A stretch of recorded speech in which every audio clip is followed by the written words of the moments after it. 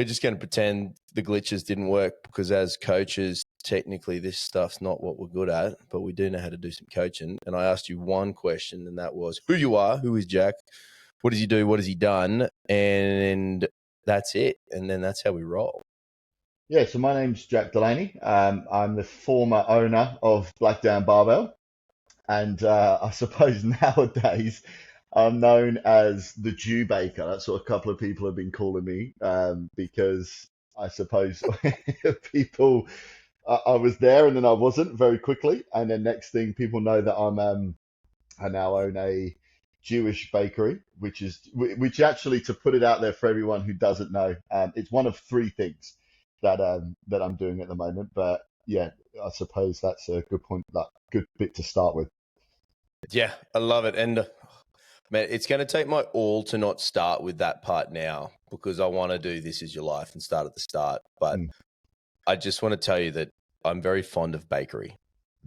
I find it a food group, and I look forward to learning about this bakery and then also visiting it on a semi-frequent model, because Mate, I love fucking bakery. I've got the perfect thing for you because I know you're a massive fan of sandwiches. Yes, I am. And have you ever had challah bread? I have not had challah bread. Yeah, neither had I till September last year. And it has become my favorite bread. It's like, yeah, it's just got a sweeter kind of taste to it, but it's just fluffy. And I'm basically, what I'm doing now is making challah sandwiches, challah schnitzel sandwiches at the moment. And when I bake some up next Thursday, once I finish, I'll bring you a chicken schnitty sandwich down next Friday, so you can have a bit of a gaze at that and see what you think of it. Fuck yes. It's the best. Sandwich. Oh, dude. Mate, we're going to go there, but I want to know, when was the first time you touched a barbell? Oh, first time I touched a barbell when I was 20.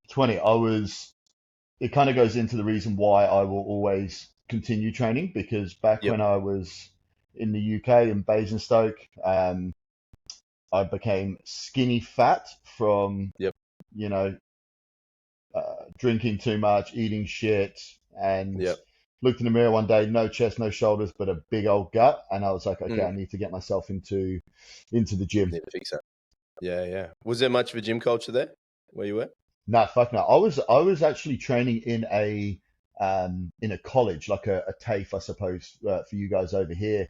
And I bought a book by a gentleman called John Romanello.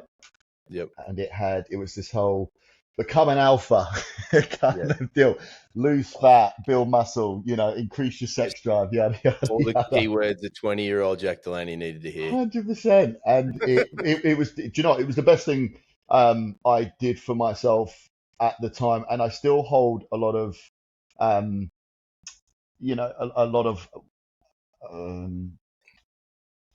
hold a lot of it still today, because I opened the book and you read through the story of John and how he got into the industry, and the book basically had 16 weeks worth of dieting and training.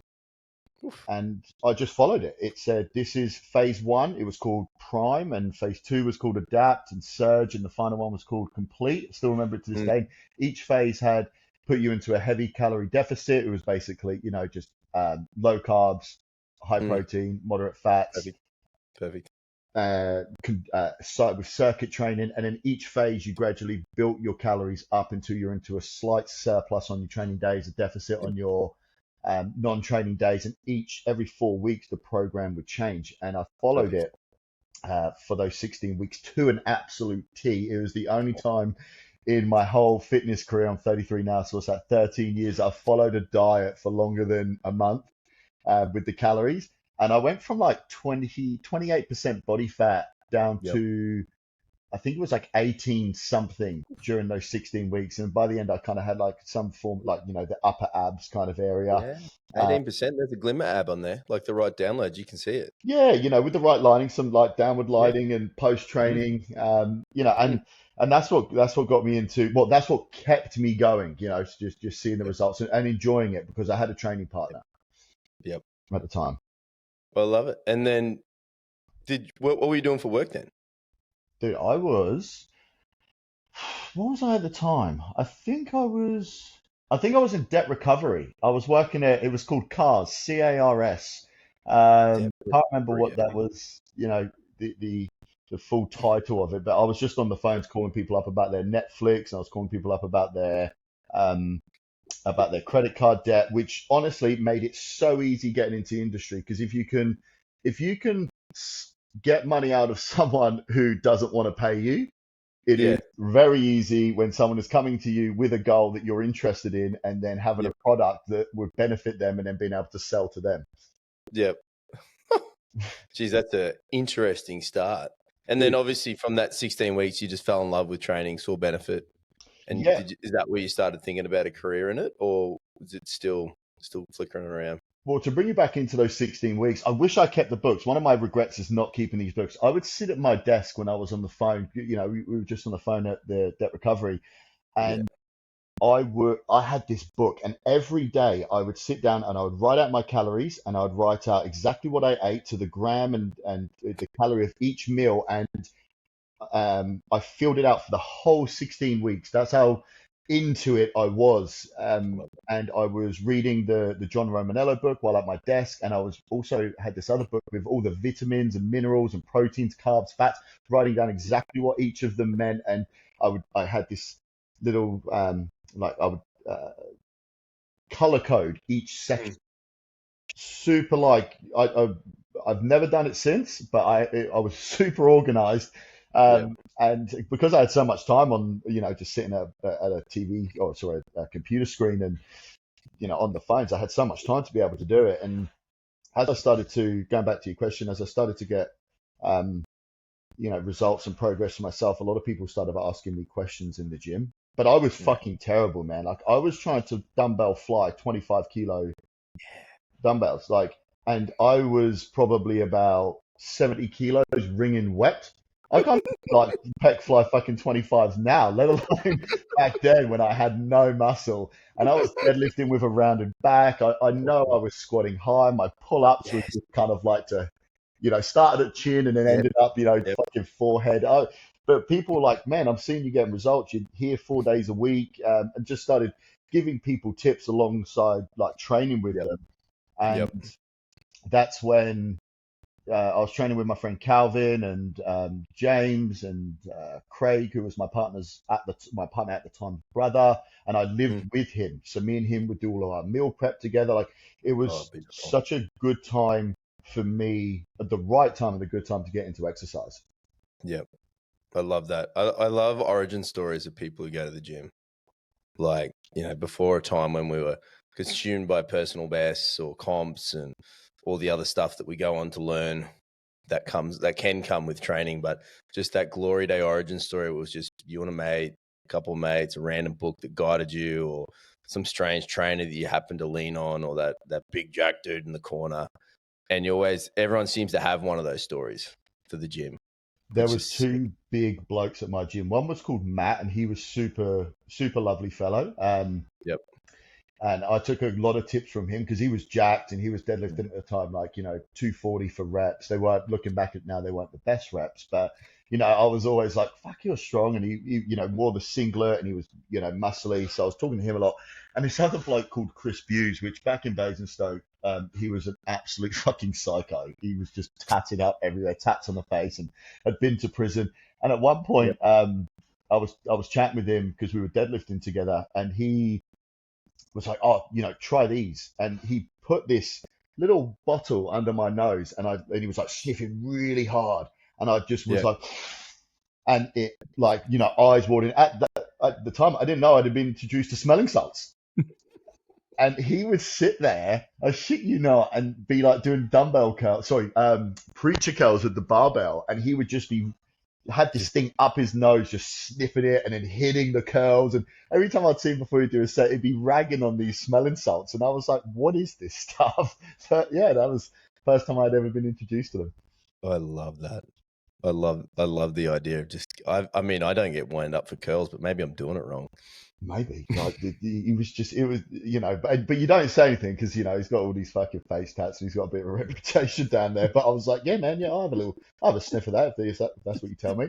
But it was always my deadlifting partner at the time. He probably trained with me I trained with him, I suppose, for about 3 months, and yeah, it was just a good time, which a lot of people nowadays I feel like we forget about that. I know I did during my I suppose my powerlifting career if I ever had one. Forget about the enjoyment of it and just getting in and just dragging some weight around and having a bit of fun with the boys and girls nowadays. At the time there wasn't many females deadlifting and squatting and stuff, but there's probably more females than there are males in the gym nowadays. Mm-hmm. Mate, I'm in the same boat. I think I've made a full almost 360 back to that point now. I still love PBs, progression, all that stuff, but my focus on the gym these days is like, who am I training with today? What are they doing? I'll do that with you as well.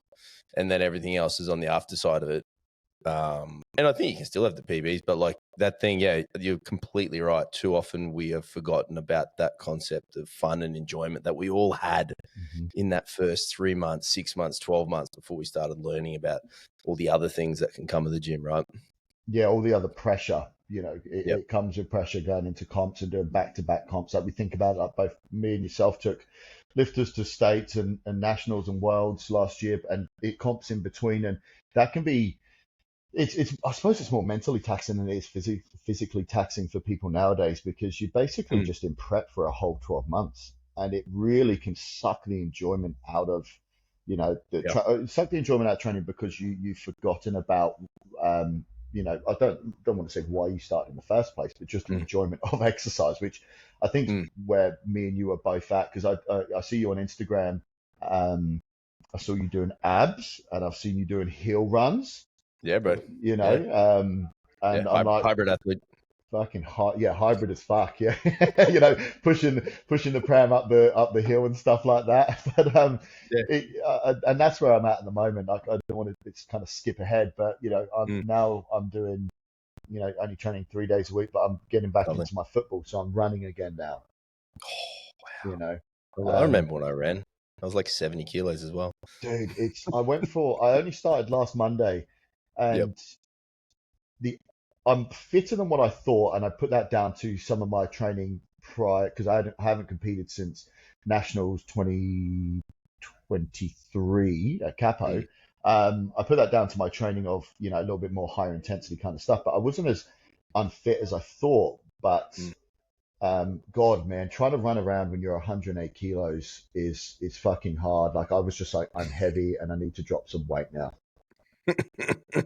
Absolutely. And like you touched on from UK, you made yourself over here. What brought you over to Australia? Was it a holiday or you just wanted were you a classic guy from UK and you're like, man, everyone's going there. I want to see what that's all about. Like what got you here? Well, I'm the one over in Basingstoke that started the Australian trend. I've got one of my mates now living down here in Sydney. Cool. And I'm actually going to visit him next week, but I digress. I remember I was working at the debt collection agency and I called, my mum had already been living over here since I was 17. And at that time I was 23 because she brought me over here and I lasted here about 10 months and I was like, nah, I fucking hate it over here. I miss all my friends. I was 17 years old. And I remember calling her and being like, Mum, I don't know what I'm doing with my life. I'm fucking miserable over here. And her response was, well, you might as well come be miserable over here with sunny skies and beaches. And I think it was 9 weeks later, I was on the plane and came over here in late 2014. I think I got here in May 2014. Yeah. It was landed Brisbane? Yeah, straight to Brizzy. Went and lived up with my mum. And my sister, who she had also been here since my mum moved over, and her husband at the time. And I didn't look back since. Like there was just no opportunity for me in Basingstoke. I remember going back a long time ago when I was 15 years old. Fucking 15, Jesus Christ. me and my friend Harry and Dawson were kicking. We had this like it was the crossroads, and it was Mm. just basically like two roads. Obviously, came into a cross, and we were booting this ball at a electric box. It's just what we do, and we were talking about like what we're going to do when we're older. And I was turned around and said to them, and I remember it like, looking at them on and just being like, I'm gonna be a millionaire. And Harry turned around to me and he was like, "Fuck up!" Like, no, you're not. You know, no, you're not. And funnily enough, one of the three things that I'm doing now is with my friend Harry, who has a very successful business over in the UK. I love it. But there was no opportunity in Basingstoke for me. And I talked to Yeah. all my friends over there now, and they agree. They want to get Basingstoke. A lot of them have moved out of Basingstoke. There just wasn't the opportunity for me there, and I didn't want to go to London or anything like that. And Australia was just very much like it was easy because my mum already lived it, and I decided to just jump at the chance. I love it. And did you straight into debt collection when you got here? Oh no, I arrived in. No, I arrived in May with. I remember I had 3,100 Australian dollars to my name, and I signed up to a personal training course at Australian Institute of Fitness. Oh, And AIF. No way. AIF. Which one? Where'd you go? That's where I went. Down to the valley. In Spring Hill or in the valley? In the valley one. On the big main road? Yes. And it was like in like a compound? Yeah. There was Simon and someone else who was running it at the time. And I ended up I can't remember what the prize was. You know when you're like top of the class, whatever that award was at the end of the I think it was like Master 3 months. Executive Trainer. Because I got it as well. Oh, hey, there you go. Look at us. And fucking put, your gym owners at the end of it. There must be something we should probably message them and be like, whoever gets this is probably going to be success. Yeah. Master Trainer. Something like that. Yeah, that's it. Probably Master Trainer or something like that. Yeah. So I landed in May and did my course and I started at Good Life Chermside in October. Oh, and what a club. Yeah, man. That place was interesting. People went through that gym from memory. Like a few people kicking around have gone through and coached and trained and did their PT apprenticeship through Chermside Good Life, right? I think it was like the hub at the time. Yeah.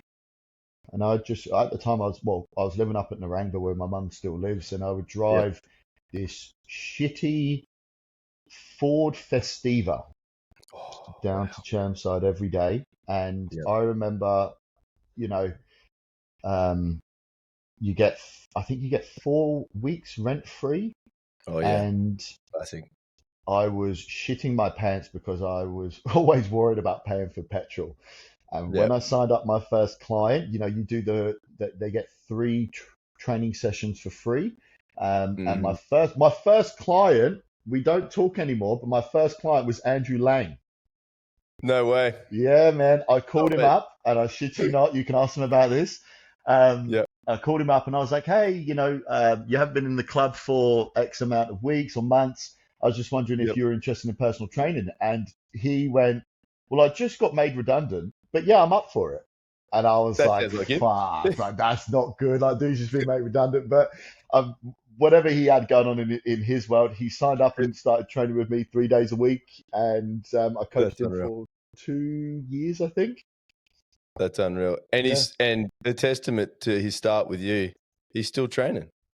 He is. I think he's training with Fortitude with me now. He's down over there with us. Charlie's in there. The family comes to the gym. Mate, it's unreal. It's crazy. That must have been, what's that say? That was probably 2014, 2015. Yeah, so all but 10, 11 years he's still going, and his family's still going. That's good. Yeah, dude. So cool. What was it like being in a big box gym like that as like a fresh grad out of PT school? What was it like? I saw a lot of stuff I didn't like. I suppose that's what I remember. I created a lot of connections. Like the first person, like I wanted to learn because again, I didn't know my ass from my face coaching. Could train myself, could do my own little thing, but I didn't know my ass from my face in terms of coaching people or training people. So I needed to find people who knew more than me. And that's when eventually I met Nat Hodges. Yep. And I remember me and Bailey walked into Cube coaching at the time, and I Yep. saw Maddie Peterson. Oh, the beast. Yeah, and some other fella that he was with at the time, and he was like front squatting like 200 and something kilos, just fucking jacked as fuck. And I was like, all right, I'm in the right spot. This is the gym. Yeah. Because where was Cube then? That was at Milton? No, Albion when I first Albion. went down there. Yeah, at Albion. Yep. That place I put so much down to my success in terms of gym environment down to Cube coaching. Yeah, right. Did you ever go down there? I got one session there. I trained with Nat the week before he opened, or 2 weeks before he opened campus. Okay. So I went and did a session, like classic, fuck my back. I saw a post he put up with Kitty Bloomfield talking about the success post back, and I was like, I don't know who this dude is, but she looks super strong and had a fuck back, and I got that, and I like the idea of strong. And then I went down there and got a sesh, and then he was like, yeah, I'm opening this big thing down the road. Come meet me there next time. So I can say I had one session, maybe two max. Cube was unreal. Like that was when I always talk to him about this. I call him peak rhino. Like fucking aggressive. I won't go into too much detail, but I loved watching that dude lift. Back then, his deadlift was absolute trash, and he was injured. But I call it peak rhino back in the day, and just like the music's blaring. You had like Kitty in there, Nat when he was training, Rhino, Benny Matthews, like obviously Brandon Greco was there, Jess Boyd, and Maddie Peterson, a bunch of other people, but it was just the environment just got you going. Loved it. Right. Yeah, the strength was always, it's like being stronger would always happen if you were there. Like, you had no other choice. Like, you didn't. Like, people would push you to do it. Because and something I would always say to my lifters at Black Dam, like the environment will create strong lifters if everyone's working hard. Like, you don't even have to be doing it right at times. You could just be working fucking hard, and you will get stronger, even on the worst program.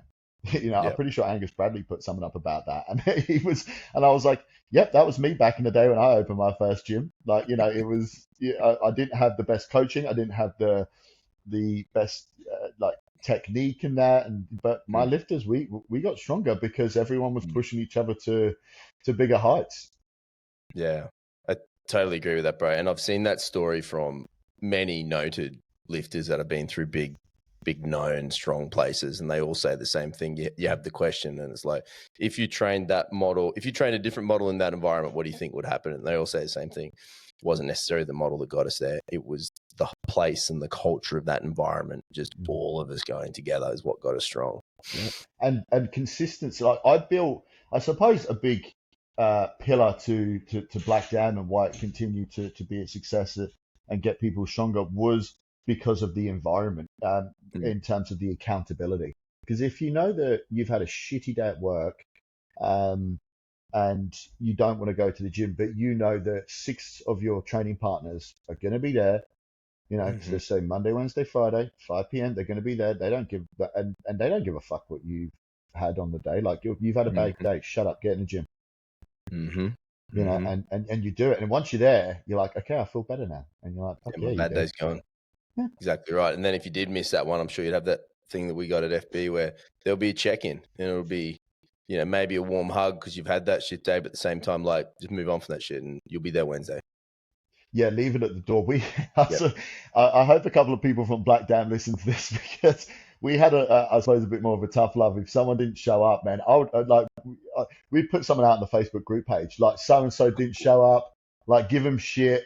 And there was a little bit of leniency when stuff was fucking severe, but I was that kind of coach. I suppose we'll get into that shortly about, me and you have such big love for Westside Barbell. Yeah. And I was kind of like, okay, you had a bad day, don't give a fuck. Get in the gym. You're tired. I don't give a fuck. Get in the gym. Most people here are fucking tired. Most people here have other shit that they could be doing that, they're putting off because they're coming to the gym. it really helped people. I know a lot of my lifters said the same thing, especially after you. I only realized, I suppose, truly how much I gave to people as a coach after I stopped coaching, and when they came up and was like, you did, this for me, you helped me stay accountable to this. And although at times, like, I didn't like you because of, something that you said to me, like looking back at it, you helped me get here. And I wasn't always the best friend to my clients, because at the end of the day, like, I'm a coach first. And if you've got a goal, um, that it comes kind of, I suppose, joint to the individual, you know, to getting them that goal. And I always just thought, sometimes I've not got to be your friend and, and coddle you. I've got to fucking, pull your head in a little bit and go, get to the fucking gym. So and so's got, And then at the start of it, right? At the start of the relationship, they engage you financially or for whatever reason to achieve X goal. And sometimes that means it's not going to be warm hugs. You're going to fucking go for it. Go for it. And I had that conversation with a client a little bit ago. And I started with, you told me your goal and I promised you I'd hold you accountable. And then if you didn't do it, I'm going to get after you because of it, because you wanted me to do this for you. And then I went for it. People love it though. They appreciate that more than just be like, oh, okay, like, look after yourself. Because from where I always came from, it's because I care, and always when someone joined up to Black Dam, I was like, you can't take from this place without giving anything. You want this goal, we'll get you there. The community will get you there. The people here will, encourage you and support you to get there. But you've also got to give it back. And that means that when you're having a shitty day and you don't want to come in, like, we in the nicest possible way, don't give a fuck. Like, get in the gym. You can still move the weight. If you're running on 60%, cool. Give me 100% of that 60%. That's it. You will feel so much better for it. And a lot of clients, Josie, Anna, even like, Jaden, even like, Jack back in the day would be like, thanks. Like, I needed that. I needed that, like, slap around the back of the head to get in the gym, because otherwise I wouldn't have come. And on the other side of that, there would be some lifters who just wouldn't message me, and I would send them a message, 10 minutes in, capital letters, where the fuck are you? Some of them would get a phone call, where are you? Some of them wouldn't even answer me because they knew they were just going to get a rollicking, and I didn't give a fuck. I was like, we got some things to do, right? Because at the start of every year, I would say when did this start? 2017. I suppose I might be getting ahead of myself here, but 2017, I would set yearly goals for the gym. I want this many podiums. I want this many golds. I'm looking for winners in these weight classes, male, female. I want to be able to get from states to nationals this year. Like, who's stepping up? And if you wanted to be a part of that, you were held to a higher standard than someone who was just more of a gem pop, who wanted to come 3 days a week. They wanted to work hard. They wanted to get a little bit stronger or fitter or whatever it was. Like, if you were someone in the powerlifting crew, you were held to a much higher standard, and your excuse better be like, you fucking, man, I wouldn't even take a broken leg, because I'll be like, you can do single leg press and shit like that. Like, I had a lifter, John, who, I didn't have many injuries during my coaching career. One of the big ones was John tore his pec on the bench. The mad motherfucker still rode his motorbike home that night. I think this happened on a Wednesday, because he was bench on a Wednesday. Friday, he's back in the gym. And it was really because, and I didn't even have to ask him to come back in the gym. He just turned up and he was like, yeah, like, I've still got 2 fucking legs and another arm. And I was like, yeah, that's what I need. Like, I was like, new standard. You tear a muscle, you break a bone, you get the fuck back in the gym. Yeah. And those people like that, like, I think all gyms have that group that are like that. And I think they help lead the place.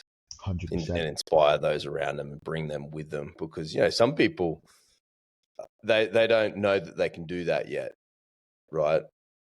Like, they don't know what hurt really is. They don't know what hard work really is. It's all perspective, and once they start seeing some people that are truly hurt or actually truly working hard, they can go, oh, hang on a minute, yeah, that's what I need to be doing. And those guys girls lead it.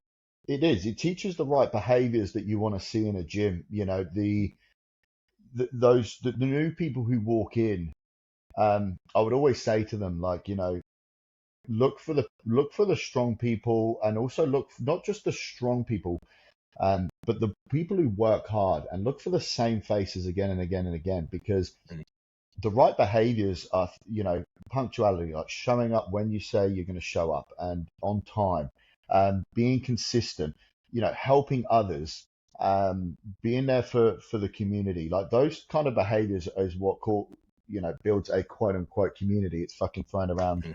you know, in the powerlifting world fucking so much nowadays. But to actually build it, you know, Really there's started got on to that. be a set of rules. There's got to be a set of standards. And if people don't, like either if they don't want to follow those rules or they just don't think they can, then excellent. You know, the door's over there. One of which will be fuck off. The other one will be, hey, you're just not right for this kind of community. That's excellent. Let me set you up with someone who can help you with the goals that you want. But the people who end up staying are the ones that you really want there, and the Yeah, ones that will 100%. really help you lead the brand and the gym and make the whole thing exciting along the way. Because yes, whilst we, you know, we have the goals of, you know, we all as coaches want to have state winners, national winners, you know, world champions, and you know the big dogs and that. Um, it really comes back to when you look back at it, like how much fun you had.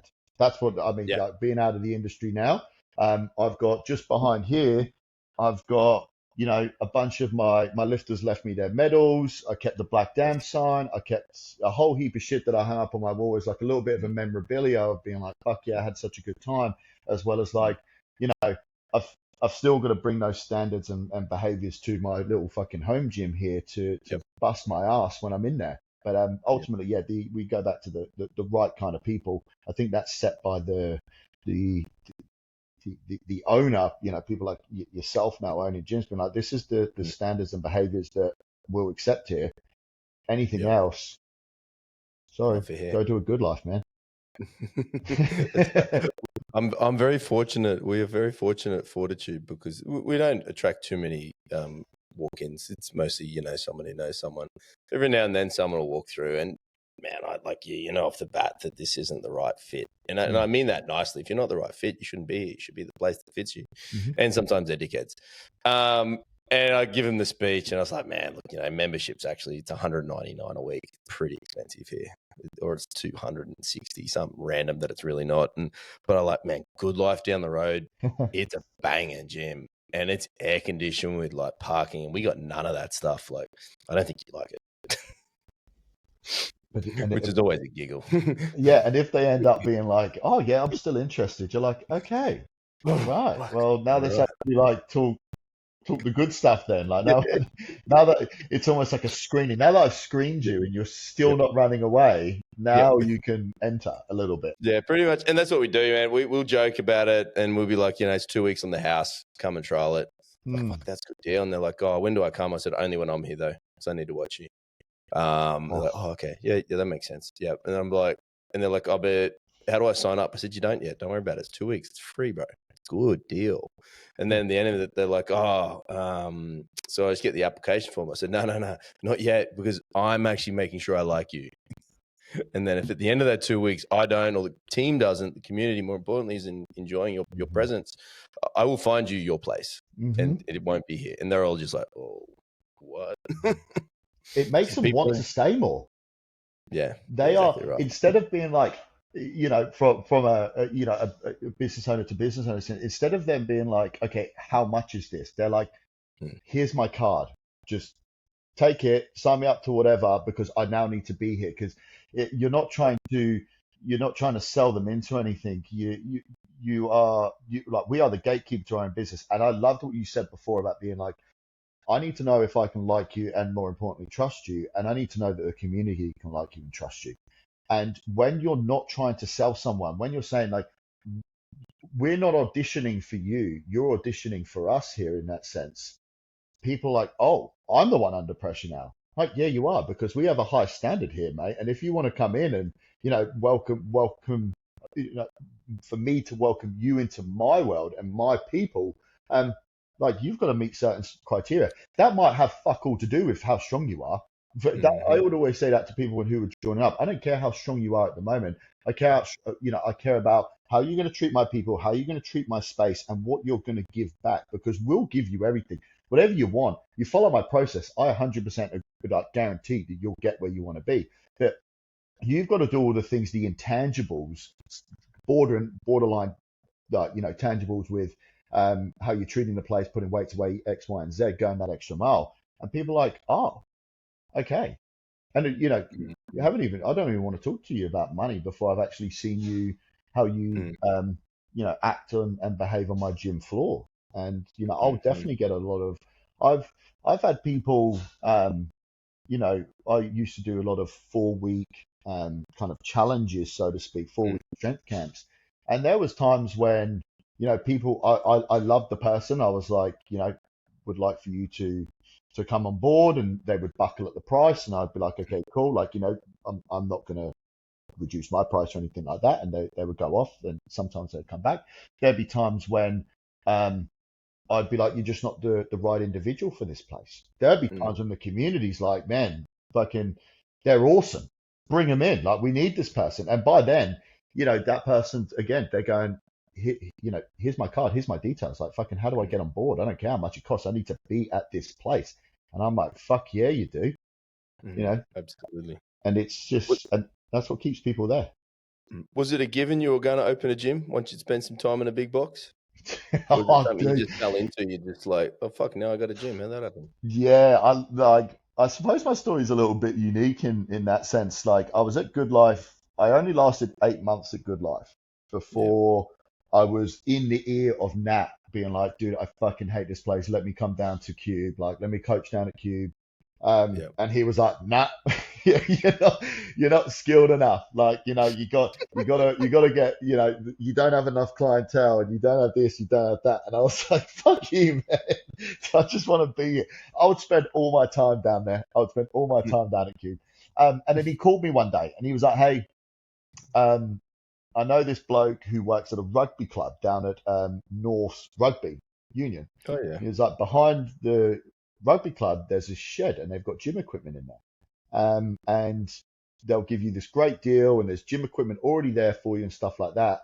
So long story short, I ended up going there there was me, Bailey, and then eventually Jimmy O'Toole came on for coaching for a little bit.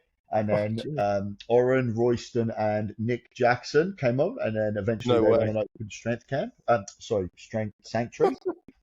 I lasted 12, and that's kind of where, like, we would have deadlift parties almost every week. That'd be fun. It was Bailey just being like, deadlift party, deadlift party, deadlift party. And it was a great time. And I saved up a little bit of money during that time. Yeah. Because at the time I had like 0 credit rating. I could borrow no money. And it was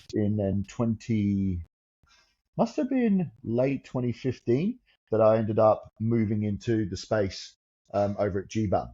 And I opened up. That's a big leap going from a rugby place already supported with equipment to your own empty 4 walls. Mate, I'll send you some photos of how I opened my gym. Like, people would look at it and go, there's no way you're going to survive here, because I had about just over a 300 square meter space. And when I opened it, I had about 20 floor mats. I had the shittest squat racks that you can think of. These benches, it was just all this home gym stuff. Like, I had 2 squat racks, 2 benches, 1 deadlift platform, some dumbbells, and 2 like adjustable seats. I had a prowler track, and I had a GHR in a 300 square meter space. You had a lot of space. You had a lot of spare space. Oh, mate. And I shit you not, even now, I think that was some of the best times. Those 2 years between 2015 and 2017, before I, transitioned over or rebranded to Black Dam, I had the best times, because it wasn't about running a business. It was about just getting in there and just lifting some weights, and just heavy music, door down. Plus, I had 0 business experience and 0 intention to run a successful gym at that time. I just wanted a cool place for me and my people to train at, and because the rugby Yeah. club had a different culture, I'm talking about cultures, they had a very different culture to like a powerlifting culture.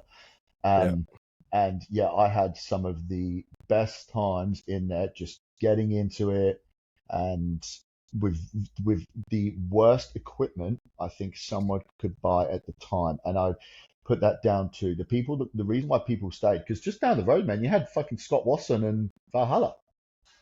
Do you know Well what I mean? equipped. Like you had these gyms all over the place, but people decided to stay with me because, again, that community. I think I'm one of the best coaches in caring and getting people bringing the best out of people and getting them motivated.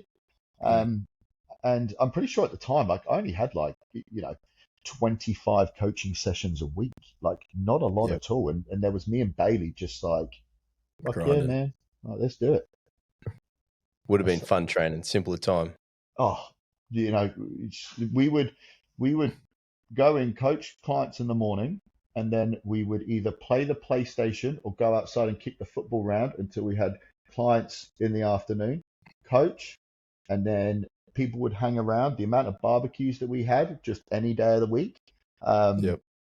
It was a fun time because there was zero pressure and we were just there to train hard, and it was so much fun. That's sick. And then at some point, obviously, it evolved to Black Dam. Was that just out of your just a general progression, or you just learning a bit more business and thinking, hang on a minute, if I'm going to do this thing, I need to actually make money out of this thing? Or like what sort of, was there a moment that flicked the switch for you to make some changes? So there was a couple of things. I should probably start by explaining, like, I always knew that there was an end date for me in the fitness industry. I knew it would never be forever. Wow. Right? Yeah, I always knew that, there was, I wanted to get in, achieve, by 2017, when I Yep. transitioned over to Black Dam, I knew that I had things that I wanted to achieve, and I knew that there was money that I wanted to make, and then, move on to the next thing. So I just want to preface all of this Yep. with that. And in the reason why I ended up like I almost lost the business due to having no money in 2017. I was living off like people talk about not being able to live off money. I lived off $65 a week. That was including fuel and fucking groceries for 8 months. Oh, Dude, that's tight budget, bro. me and Bailey would sit upstairs until God knows what hours of the evening, writing on this whiteboard, trying to figure out how to bring in more money. Yep. He was doing massage at the time and bringing in new clients and stuff like that. And, you know, I was very close to losing the business, just from not being able to pay rent and stuff like that in 2017. I ended up getting in contact with a guy called Lynn Trin, and he was this, quote unquote, social media expert. And I remember calling him, getting him on the phone, and he had this great speech. And, I was kind of seeing through it all, being like, yeah, I'm kind of very much just like, fucking tell me what I need to do, I'll go do it. Yep. And he goes, all right, you come down to my little masterclass down in Melbourne, and, not including flights, to pay him for, I can't remember how many months it was. I think it was maybe like 4 to 6 months. Actually, no, it was a 12-week one. It was 12 weeks, and it was like $2,000. Whoa. And I was like, Shit. I had like $128 in my bank account, business bank account, but I had just over $2,000 in my tax account. So Beautiful. I was like, fuck yeah, let's roll the dice. Yeah, Fuck the ATO. If I going under, I'm going under with mine, not giving it to them. Fuck you, ATO. Yeah, because I was like, what's the worst case scenario, man? I'll just run back to England. Yep. I'll just peace. So I ended up going down to Melbourne with Lynn and learned a whole bunch of stuff about social media ads and creating like a funnel system, X, Y, and Z. And at that same time, pretty sure it was 2017, Westside Barbell happened to come out. And those two things just fucking collided.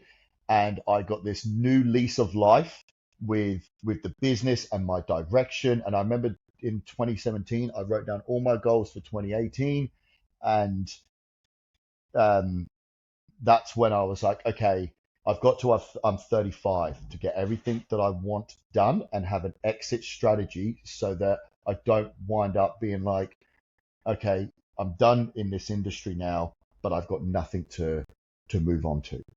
And I'm 33 now. I ticked all my boxes. I ticked all my boxes last year, actually, Jonny, when we went over to the UK, which was Cool which was trip that like one was. of those things you'll always remember, because it was like, I wanted state title winners, no specific weight classes and stuff like that, but state title winners and national winners, and then to go international. And then I wanted to get to Pro Raw, which we did, and all these other things. And Yep. the great thing is, I put it out to my community. I'd be like, hey guys, these are my goals for the years. These are the comps that I want to do. And I'd write on this big kind of black wall, and I'd write the competitions down on the wall that the gym was doing for that year. And I Cool. wrote down the gym goals, and people were like, fuck yeah, I want to get around that. And then I created these boards on the wall, which basically there was probably maybe 15 to 20 slats each. And we would write people's squat, bench, and deadlift down on it with their totals. And it became, because the gym floor, after watching Westside Barbell, the gym floor was built off of competition and just heavy training with like some training goals, like gym training goals. And that was why it's really easy for me to attract the right kind of person, and then keep people on, because not only did they have their own goals, their goals ended up meshing in with the gym goals. And it made things so easy for me from a business and a coaching sense, because we were very much aligned with what we wanted to do.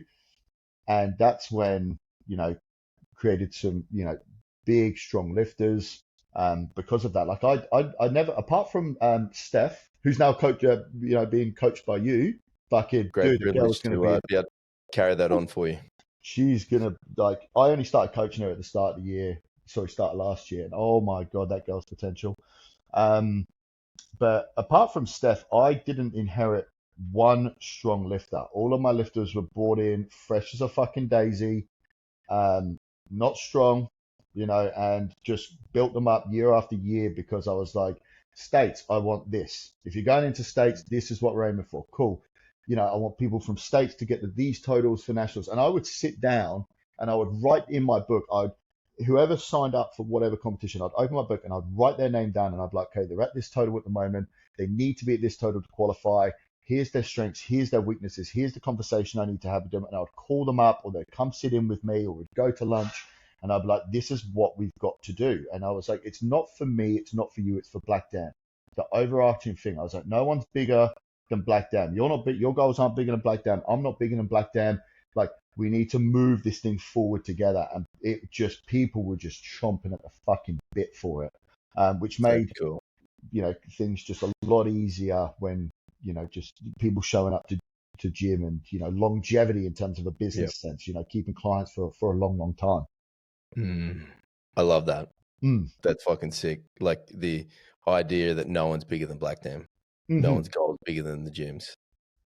Is pretty cool. That builds such a nice collective bunch of humans all trying to go the same direction. And if anything, it brings people up, because if those persons that aren't making the states team, but they can see the person who's close, they're going to push them, right? They're like, man, you're close to that weight class.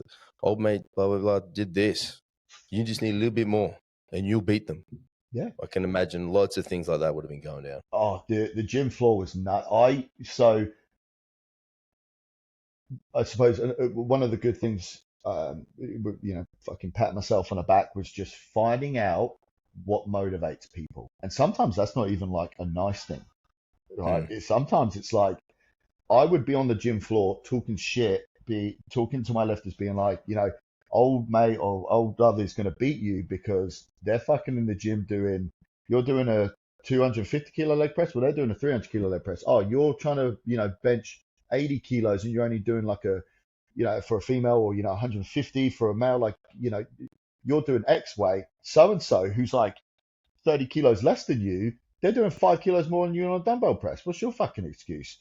And or the leaderboard. The leaderboard, it was, I think it got called like the pecking order at the end of by the end of it all, because I'd be like, man, so and so's chasing you. Like you've put 10 kilos on your total, excellent. But man, they've gone up by like 35, and they're only two positions behind you. Each board, they'd be like the first board, second board, third board.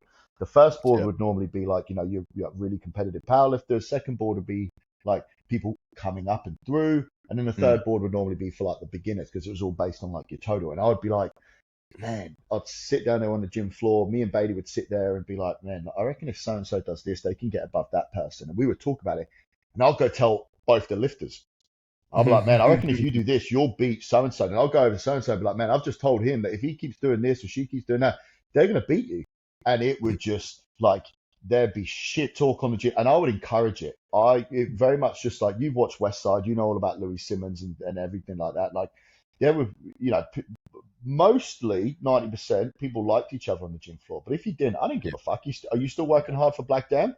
Excellent. You still rock up to the individuals comps. You still cheer them on when they're on when they're exercising. I loved it. And you saw that in the West Side stuff, right? These guys fucking hated each other in there. That like West Side, I reckon, saved and gave me the love that I had for like powerlifting and stuff like that. I watched it I'm pretty sure it was 2017 it came out, and then I watched it heaps in 2018. Like I would have watched it within its first 3 months. Like, oh man, every other day. I love that. Every other day to get G'd up, and I would tell people to go. New people that would sign up for Black they got to watch it, right? Yeah, I'd like go watch it. Like, you want to know what this gym floor is built off? Like, I don't have those kind of big fucking people in there, and like, it's very different in 2018 to 1980, 1990, 2000.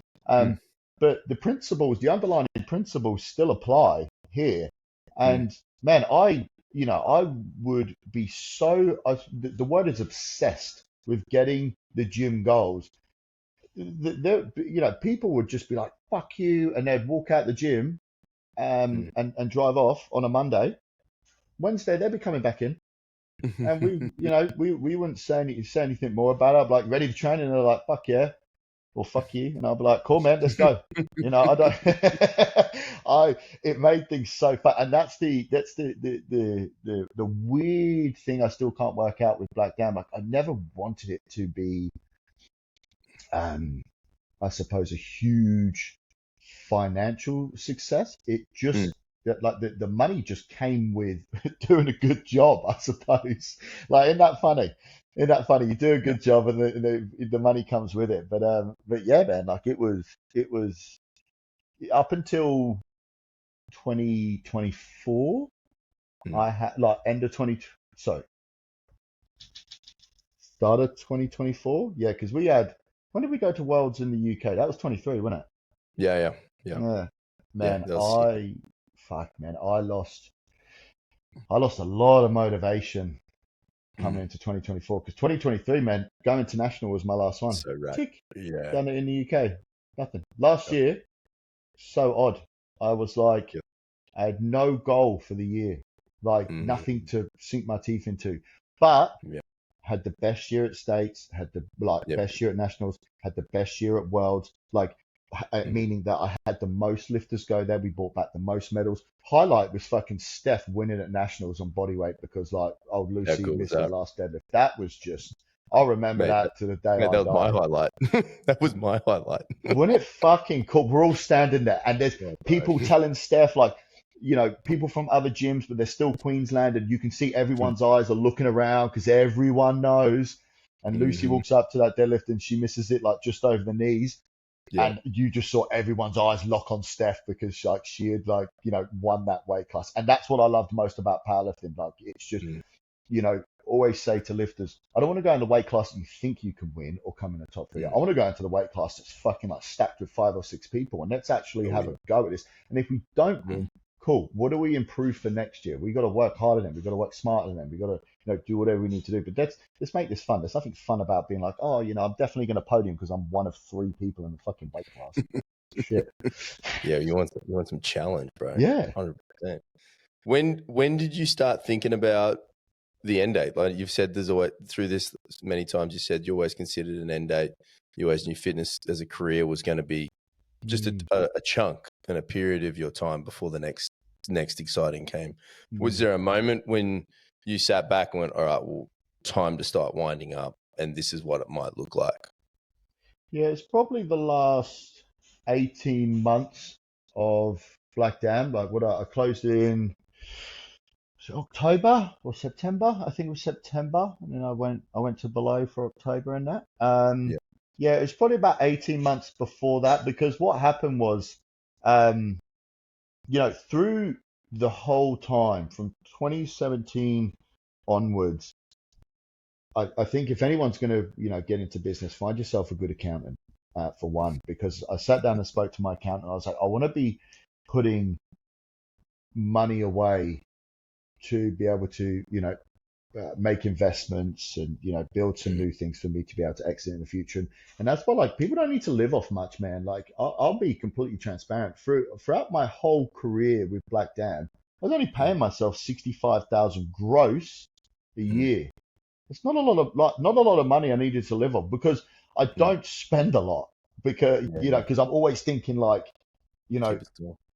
a job could give you a lifestyle, but like profits and companies and businesses can make you a fortune, and that's where my eyes are at, like long term. So I would put like you know, probably like 40+% of my personal wage into savings and investments and stuff like that. And I'd have other little bits dropped around. And it was for the last 18 months where Jackie ended up, so my partner Jackie, she owns a cafe and pottery studio.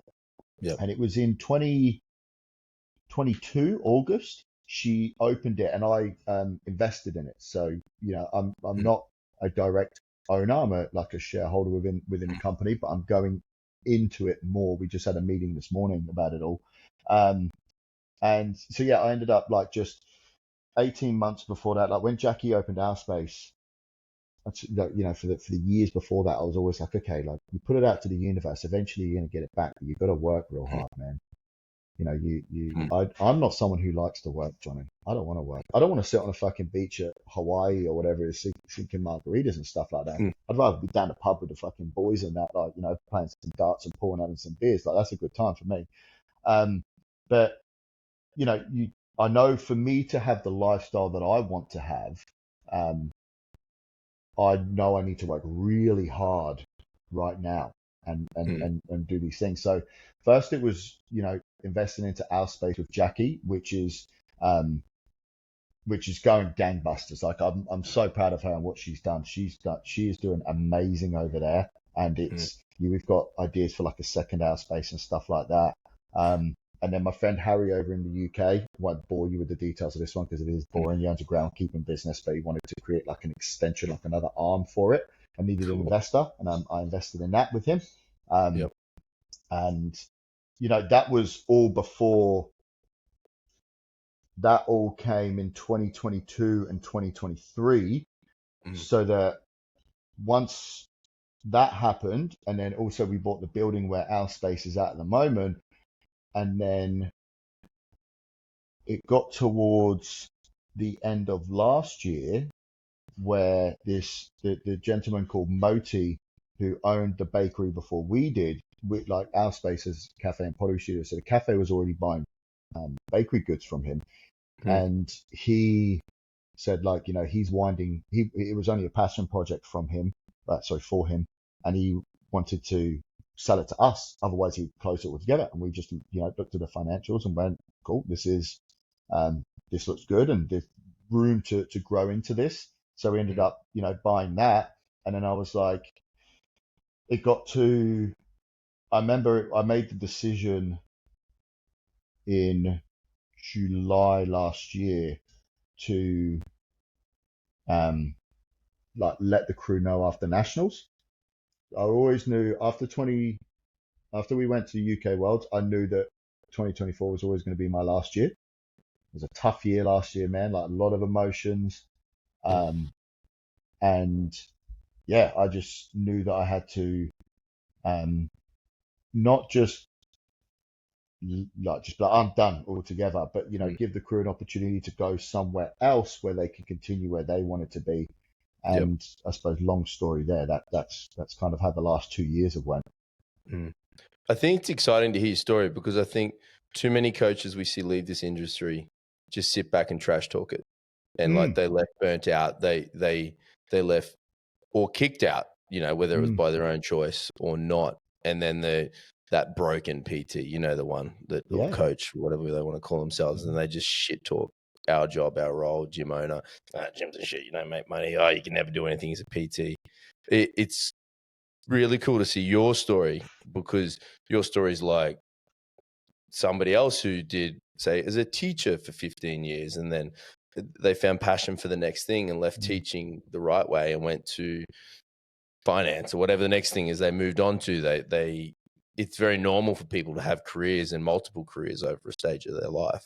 And it's so cool to see your version, your story of it, to be the good one. Because personally, I'm sick of hearing broken PTs talk about, PTs are shit. You can't make money doing that.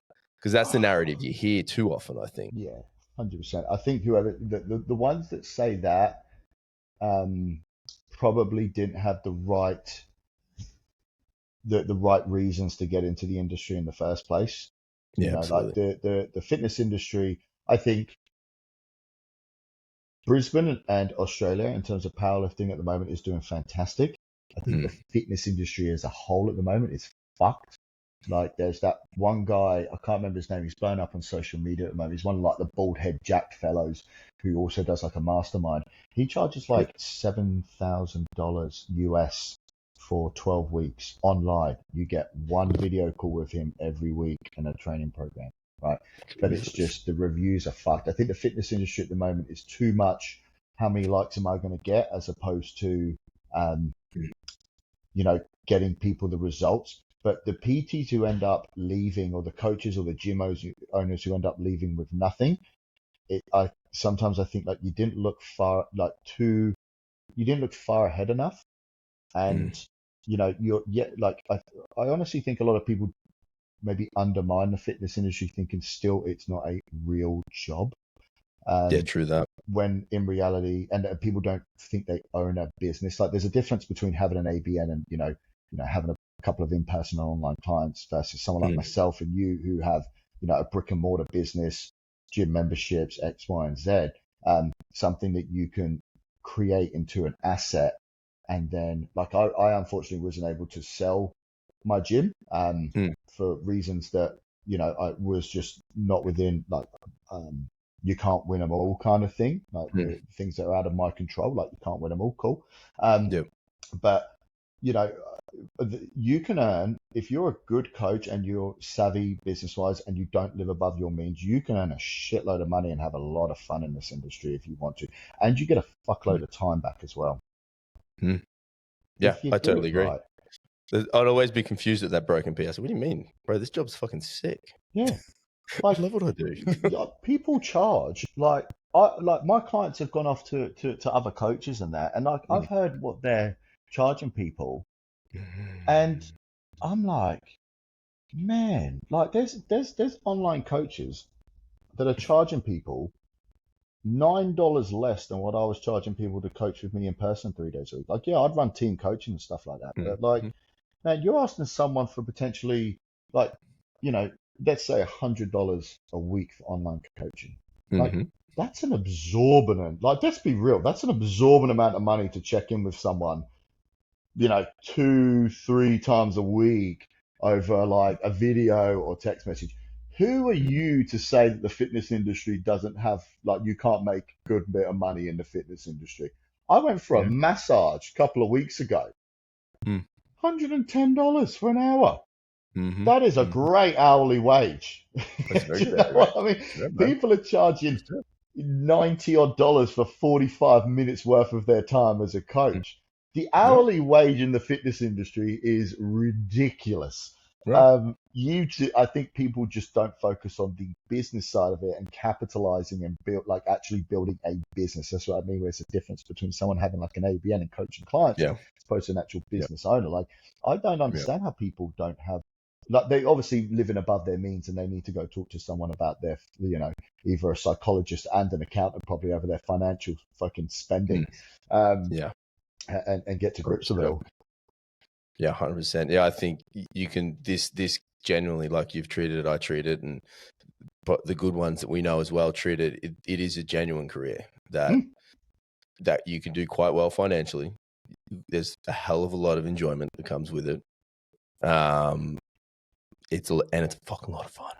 It is. It is. If you're, I think the ones who make it, like even someone like yourself who's continuing on, it's because you have a lot of fun. Like, don't get me wrong, I don't think people would like to be in your position with how hard you have to work, right? Because like, you know, you do your coaching sessions, you run a gym, you know, and then you're doing capo on top of it, and you're doing the night of the deadlift, and fucking you got as like list as long as, you know, it's my fucking arm here. But when you're passionate about it, and when you like someone like yourself who has a genuine enjoyment from it, and you're getting a lot from it emotionally, then just like before, you will run good competitions, you will give good coaching, you will make people want to come back to you, and then people go, oh my God, why is Jonny such a success? Well, because you just don't want to fucking do the things that he's doing, man. You don't want to be, you know, what I don't know what you do through your day to day, but I can get some idea from, you know, being a gym or former gym owner as well. But like, yeah, man, it's hard work. And if you want to, people want to get ahead, I think there has to be that emotional investment in it as well. That's why I always say to a lot of people, you know, the fitness industry could be cut down by 90%. Like, leave the industry to just 10% of the people with an actual passion for it, and it will rise like more. Yeah. You know what I mean? Oh yeah. Just another COVID to shut it down and trim off the fat, so to speak. Oh fuck! Don't we need another one of those? Don't we need another one of those to get rid of some people? But like, again, you know, gyms like yours will always succeed, because you'll get shit PTs and commercial gyms that they'll get sick of, and they'll find you guys, and you know, they'll talk to you the way you mentioned before about when you bring in new people, and they'll be like, yeah, man, like, you know, I feel like I belong here, and I feel like I'm cared about, and that's what will ultimately keep a person with you for 5 years, 10 years, 15 years. You know, you've got that old fella, I can't remember, it's Pete, is it? Yeah, Pete, brother. I've got Pete, two lads. They're both ticking 16, 17 years of coaching. like, you know, it's crazy, and you know, and that's testament to what you've done with your whole process and who you are as an individual. So yeah, like, I think like I say, the Australian powerlifting is in good hands. I'm really glad things like Capo came up when it did, and APL came in, because it needed a good What we freshen up. needed. Absolutely. Yeah, and it's just gone, like, Capo's gone fucking gangbusters. Yep. APL's gone gangbusters, and it's good. Like, there's a lot of people in the industry, like, you know, a lot of people in powerlifting at the moment, and I hope they all go to the right kind of people. Do you know what I mean? Yeah, totally, mate. I can tell you how I know powerlifting's going big, right? I'm walking around Legoland. I'm walking around Legoland in America, right? And I look in shape, I guess. 110 kilos, bigger than the general pop, but in our world, tiny. And dude comes up to me and he goes, "You do powerlifting?" Like, random family man, dad, got some kids. He goes, "You do powerlifting? What's your total?" I was like, "Big bud?" He goes, "Yeah, bro, you do powerlifting. I can see your shirt. What's your total?" I was like, holy shit. And that was my epiphany moment. Like, powerlifting is here. Like, a random stranger is coming up to you in Legoland and asking what your fucking total is. We're on. Yes. I love. Did he powerlift as well? No, that's the best bit. He didn't. He knew someone. His friend did. Everyone's got a friend who powerlifts. Yeah, we've all got him now, which is sick. So, but curious, what was it like, your first training session in the gym, that you're no longer coaching anyone, accountable financially to anyone, you don't own the space? Was it a whole new feeling going into a gym and just going to train? Oh, my training's been so shit. I've honestly, like, another thing, right? After I closed the gym, and, you know, we you know, closing the gym, honestly, I went from training 4 days a week, every week since like 2017. You know, I might have missed one or two here and there. I think 2019, I didn't miss one like full week of training, right? I did a whole year of 4 days a week. But, you know, most of the time I'm getting all in. And I have probably trained since closing the gym in September less than 20 times. It's been fucking outrageous, Johnny. Honestly, man, I Yep. can't believe it. And and the thing was, what's happened with me, same thing as when I've ticked my goals with, what I wanted with Black Diamond, and I lost a lot of motivation, but I didn't lose any of my professionalism with coaching. Yep. But after I closed the gym and I was no longer like a powerlifting gym owner, so to speak, Mm. I've just been a little bit kind of lost in the gym. Like I'll still get in there, and when I train, like I'll still train hard, but the motivation to get into the gym at the moment is tough. And I get where people are coming. Like I can fully appreciate now when people lose their motivation to get into the gym, but it's a case of now being what's the word that we all love to use as coaches? Like even when you don't want to, you still do. Accountability, I suppose. Like you just accountability, something like that. Yeah, I'm still getting in the gym, and that's why I started taking up like footy and running. Because it's actually I never quite enjoy it, but here I am. I'm running 3 days a week because I've got something to work towards. I think that's the thing, right? I haven't had anything to work towards since closing the gym. Like I realized I always trained really hard because I had to be I can't think of the word, not an inspiration or anything like that, but I had to show my lifters that I was walking the walk with them. Set the lead. Yeah, like if I'm screaming at them, being like, do an extra rep, bust your ass, I can't then be like giving it a half-ass effort, and I can't be seen to not be, not maybe not getting stronger, but I can't be seen to not be putting in the effort. So after closing that, man, it's been a bit of a challenge to get going. And my training partner is actually moving down to Melbourne at the start of March. So I'll lose my training partner, but I've really just got to find a thing that gets me going again. And walking into a gym, I need to come down to Fortitude, actually. I know you've messaged me. I need to come down and get it. Welcome anytime. I'll probably just do some bench. Like I haven't squatted since Capo Nationals 2023. I have not low bar squatted, high bar squatted, nothing. I've probably deadlifted twice. I've done bench and stuff like that, but I'll come down and bench and have a little fluff around and stuff like that. But still train up. But I went into 0W a couple of times, and I still get around. Like when I'm in the gym, when I'm in that environment, I'll still get aggressive. I'll still, a couple of my lifters are down there, so I'm still I'm yelling at them. I sent you that video when, Simon was training with me. I'll still be like that. But yeah, my training's probably more geared towards now. I need to lose some weight for my running, and my training's not going to be about how strong I am. I suppose it's not hard to maintain, right? I always say to people, once you're in shape, in the shape that you like, it's very easy to maintain it. So I suppose that's what I'm doing at the moment. I love it, bro. Mate, I got one more question for you. Oh, hit me. What's for lunch? Oh shit. I don't know. What did Jackie cook? Oh, actually, I've got a choice. I've got choices.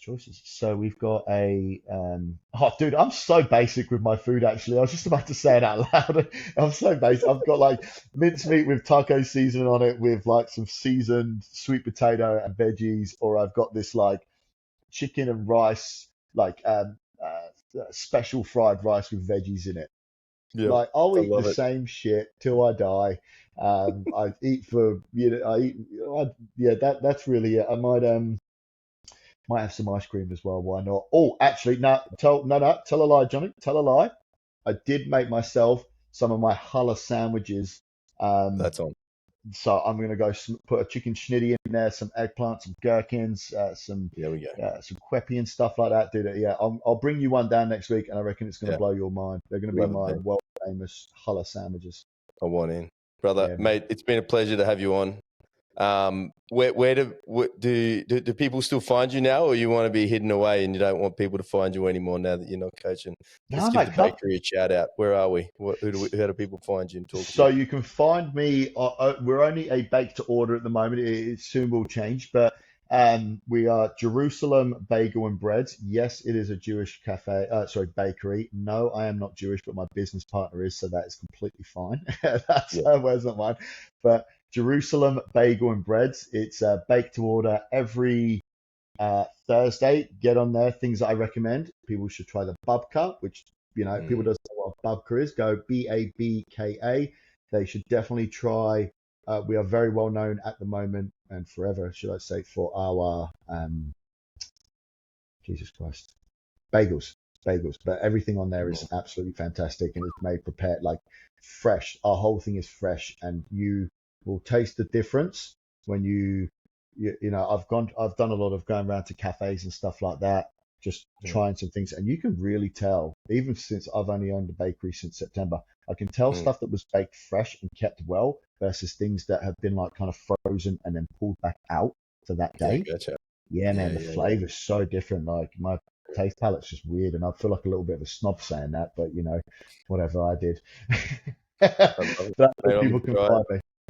Love it, brother. Mate, offline message me the links and stuff for those things so I can throw them up. But let's catch up next week for a bench and a sandwich, I think. Yeah, dude, I'll be down there I'll come down and see you next Friday. We'll talk about times and stuff like that.